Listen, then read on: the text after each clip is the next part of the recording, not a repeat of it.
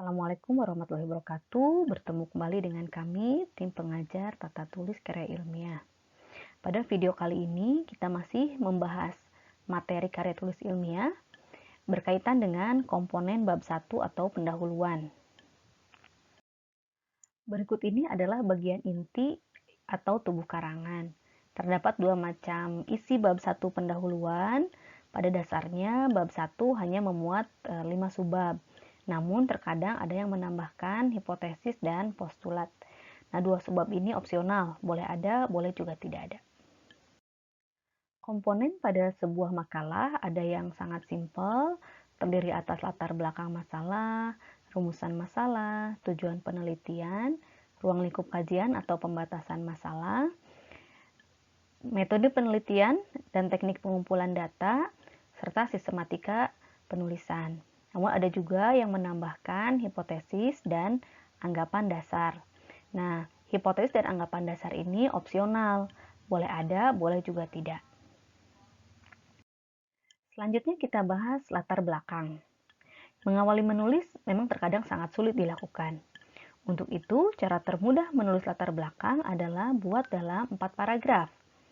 Paragraf pertama, paparkan secara umum topik yang dipilih sebagai bahan penelitian. Paragraf kedua, jelaskan mengenai tema atau topik yang sudah mengandung tujuan, akan diapakan dengan topik tersebut.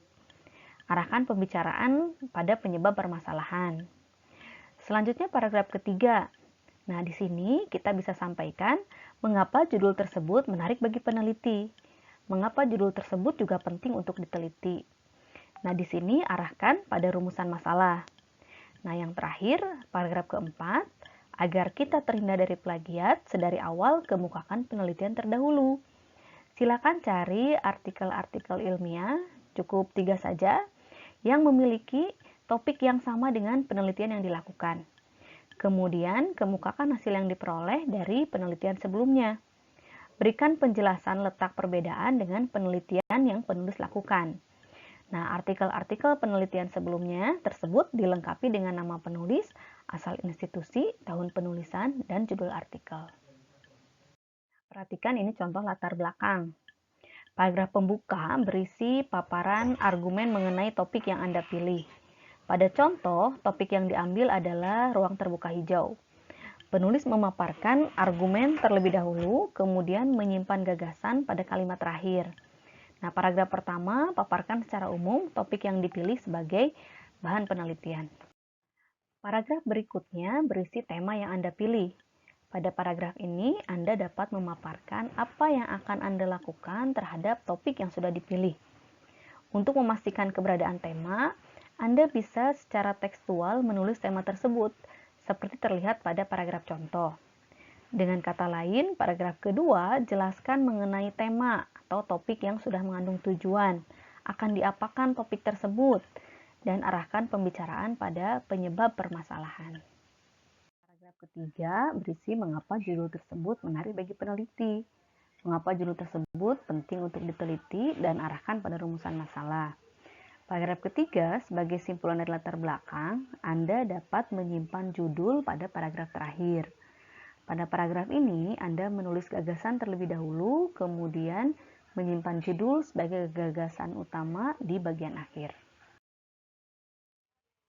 Paragraf keempat, agar terhindar dari plagiat, sedari awal kemukakan penelitian terdahulu. Nah, silakan cari artikel-artikel ilmiah, cukup 3 saja, yang memiliki topik yang sama dengan penelitian yang Anda lakukan. Kemudian kemukakan hasil yang diperoleh dari penelitian sebelumnya tersebut. Nah, berikan penjelasan letak perbedaan dengan penelitian yang penulis lakukan. Nah, artikel-artikel penelitian sebelumnya tersebut lengkapi dengan nama penulis, asal institusi, tahun penulisan, dan judul artikel. Ini merupakan sambungan dari paragraf keempat yang sebelumnya ya.